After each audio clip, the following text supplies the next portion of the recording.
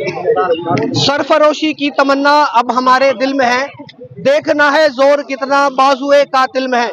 आप सभी को नमस्कार। खबर जड़ से डिजिटल देख रहे हैं आप, और मैं आपके साथ उज्जवल हांडा। रेफर मुक्त फरीदाबाद धरना। फरीदाबाद को रेफर मुक्त करने के लिए, फरीदाबाद के अंदर हर एक स्वास्थ्य सुविधा मुहैया हो, उसके लिए रेफर मुक्त धरने को 150 दिन से ज्यादा हो चुके हैं।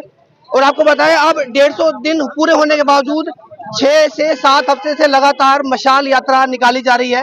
अब देखना होगा कि मशाल यात्रा सरकार को कितनी जल्दी जो है फरीदाबाद के अंदर रेफर मुक्त करने का प्रयास करेगी। आज एक और मशाल यात्रा फरीदाबाद के भड़कल विधानसभा में निकाली गई, और मुल्ला होटल से लेकर ये मशाल यात्रा अब जो है सरदार वल्लभ भाई पटेल शॉर्ट में पटेल चौक पर पहुंची है। और साथ आप देख सकते हैं कितने तादाद में यहाँ पर सैकड़ों लोग इस समय मौजूद हैं और इस मशाल यात्रा का हिस्सा बने हैं।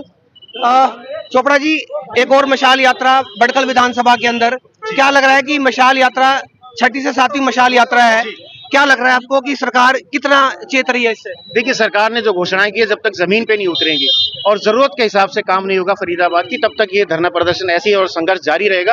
आपने सही कहा कि सरफरोशी की तमन्ना अब हमारे दिल में है, देखना है जोर कितना बाजुए कातिल में। 146 दिन हो गए हमें बैठे हुए, 146 दिन और बैठना पड़ेगा, तो हम हटने वाले नहीं है यहाँ से। हमारे सारे साथी कंधे से कंधा मिला के इस मुहिम में साथ में है, और ये संघर्ष बंद नहीं होगा जब तक झांसा मेडिकल कॉलेज के अंदर सारी सुविधाएं नहीं होंगी, बीके के अंदर सारी सुविधाएं नहीं होंगी, शहर को एक रेट का ट्रॉमा सेंटर नहीं मिलेगा।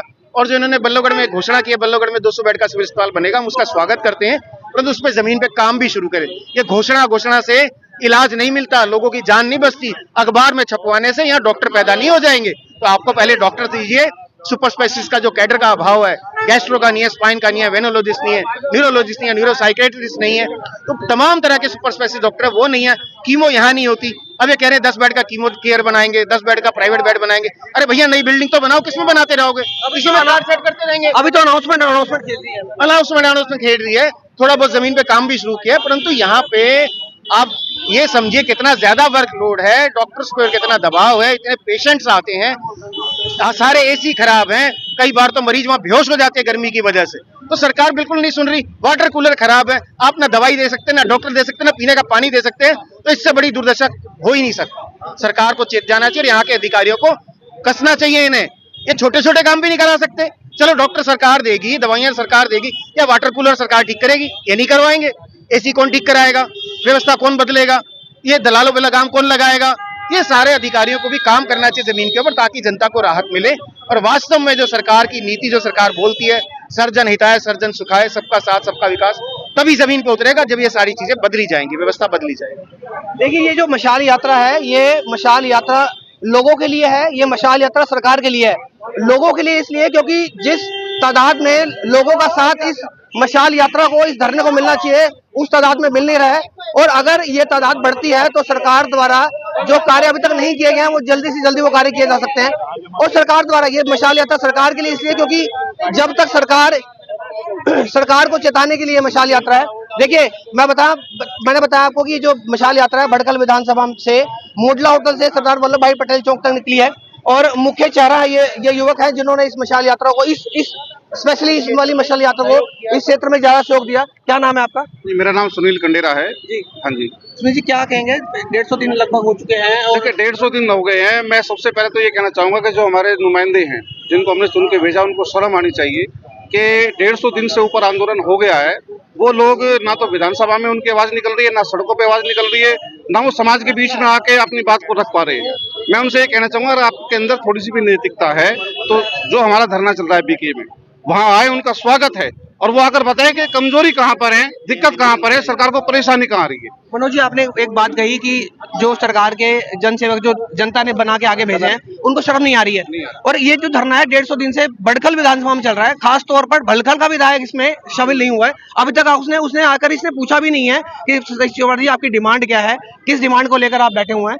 ये तो पब्लिक की आवाज से या फिर न्यूज़पेपर की आवाज से उन तक आवाज पहुंचे, लेकिन वो उनका खुद क्या कर्तव्य नहीं बनता कि उनकी विधानसभा के अंदर 150 दिन से धरना चल रहा है और उन्होंने आके अभी तक कोई सूद नहीं ली है। इसीलिए मैंने कहा है कि उनके अंदर अगर जरा भी नैतिकता है, उनके अंदर जरा भी फरीदाबाद की आम जनता के लिए, बड़कल की जनता के लिए, मैं सबसे बड़ी बात ये कहना चाहूंगा कि बड़कल के अंदर ही बादशाह खान हॉस्पिटल जो है बड़कल के अंदर है, ये तो विधायक का प्रथम बन जाता है कि उनको स्वयं इस बात को उठाना चाहिए था कि मेरे विधानसभा के अंदर जो सबसे बड़ा फरीदाबाद का हॉस्पिटल है, उस हॉस्पिटल के अंदर ही रेफर की व्यवस्था ऐसी बना रखी इन लोगों ने। ये सारा भ्रष्टाचार का सिस्टम है, डॉक्टर मिले हुए हैं, नर्स मिली हुई है, स्टाफ मिला हुआ है। ये भ्रष्टाचार, इन्होंने इतना भ्रष्टाचार मचा रखा है। अभी जैसे बड़े भाई सतीश जी ने कहा कि पानी का कूलर जो इस तपती हुई गर्मी के अंदर बादशाह खान अस्पताल के अंदर जो पानी के कूलर हैं वो भी ठीक नहीं है, तो बताइए हम किसके आगे जाके रोएं। केंद्र का एक मंत्री हमारे बीच में है, सेंटर के अंदर पावरफुल मंत्री है, अगर वो एक दिन बीके अस्पताल में आके खड़ा हो जाए ना, तो मैं कहता हूँ सारी समस्याएं दूर हो सकती हैं। लेकिन इनकी नीयत और नीति बिल्कुल ठीक नहीं है और इसीलिए हम सड़कों पे हैं, और जब तक हमारी ये मांग पूरी नहीं हो जाएगी हम सड़कों पे रहेंगे।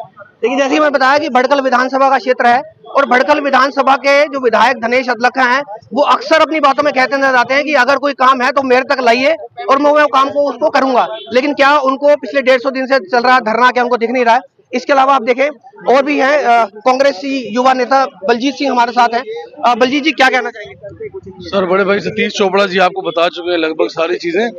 सरकार की नियत और नीति में यहाँ अंतर है बहुत ज्यादा। इन्होंने अपनी नियत और नीति दोनों सुधारनी होंगी। ग्राउंड लेवल पर सब कुछ जीरो है। ये ना बंटवा दो यार। अखबारों में, मीडिया में ये पेड मीडिया लगा हुआ है इनका, इसको चमकाने के लिए इनकी नीतियों को।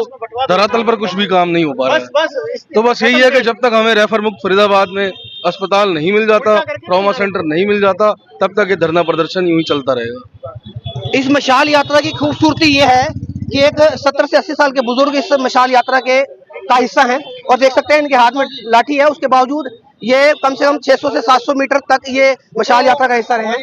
सरदार जी, सबसे पहले तो आपको सलाम कि आप इस मशाल यात्रा का हिस्सा बने। क्या नाम है आपका और क्या कहना चाहेंगे? सुरेंद्र सिंह, सोशल वर्कर हूँ मैं सोशल वर्कर हूँ। वाइस प्रेसिडेंट 40-45 साल से हम सेवा कर रहे हैं। नेशनल सेक्रेटरी में CW का शुरू से हम कांग्रेस के रहे और जितने भी समाज सेवा के लिए बढ़ चढ़ के हिस्सा लेते हैं बगैर पॉलिटिकल पार्टी के भी, हम जो समाज हित के होता है उसे बढ़ चढ़ के हिस्सा लेते हैं। जनता की बिल्कुल जायज डिमांड है कि सरकार को इसको जल्दी से जल्दी पूरा करना चाहिए। ज्यादा ना बोलते हुए मैं देता हूँ जो भी हमारे विधायक जी है या और भी सोशल संस्था में, ये बिल्कुल संकुल जायज मांग है। और बीके में इनको आप विजिट करनी चाहिए विधायकों को, सैनी साहब को अचानक छापा मार के देखना चाहिए। पहले जितने भी राजे महाराजा होते थे, इवन कैरों तक होते थे और भी प्राइम मिनिस्टर होते थे, तो बगैर इंफॉर्मेशन आते थे, देखते थे जनता को क्या दुख तकलीफ है तो वो सॉल्व करते थे। अब हूटर वाली गाड़ियां जाती है तो 1-1 किलोमीटर पहले पता लग जाता है मंत्री आ रहा है जा रहा है, तो वो तो पहले अलर्ट हो जाते हैं। तो इनको मेरी गुजारिश है सरकार को, अगर सच्चे मन से सच्चे दिल से जो सेवा करनी है तो बगैर हूटर हाटर वाली गाड़ी से आगे जनता के सुध ले, जनता को देखे जनता को क्या दुख तकलीफ है। तो बाकी मैं जितने भी सरदार जी अगर बात करें तो पुराने जमाने की बात करें तो जो राजा महाराजा होते थे वो भेष बदल के जनता के बीच जाया करते थे, देखते थे कि जनता के प्रति उनकी क्या राय है। लेकिन आजकल के नेता तो सिर्फ गाड़ी से उतरते ही नहीं। बिल्कुल सर नहीं। अब मैं आप बता रहा हूँ पिछले थोड़ा इतिहास के पीछे ले जाता हूँ। जब सरदारों का राज था, हमारा रणजीत सिंह का राज था, अब पाउंड जो हमारा 100 रुपए का हो गया, उस टाइम हमारा 1 रुपया था, इंग्लैंड के 30 रुपए बनते थे। इतनी हमारी वैल्यू थी अपने मतलब अपने पैसे की। अब देखो तो इंग्लैंड का 100 रुपया हो गया, हमारा 1 रुपया वहाँ 30 रुपए उनके बनते थे। चलिए बहुत बहुत धन्यवाद आपका। और अब देखना होगा कि इस मशाल यात्रा जितने भी पत्रकार भाई बंधु आए हैं इतनी गर्मी में, वो सबका तहे दिल से धन्यवाद जी, आपका बहुत बहुत धन्यवाद। अब देखना होगा कि ये जो मशाल यात्रा है अगले कितने हफ्तों तक चलती है, ये धरना जो है वो कितने हफ्तों तक चलता है और सरकार जो है इनकी मांग कितनी जल्दी मांगती है। तो हमारी भी सरकार से रिक्वेस्ट है कि जल्दी से जल्दी मांग को पूरा करें। तो आप सभी से रिक्वेस्ट इस खबर को शेयर करें और देखना होगा कि अगली मशाल यात्रा किस चौक चौराहे से गुजरकर किस चौक चौराहे तक पहुंचेगी। तो खबर को शेयर करें, जुड़ेंगे आपके साथ। खबर जड़ से डिजिटल देख रहे हैं आप और मैं आपके साथ उज्जवल हांडा।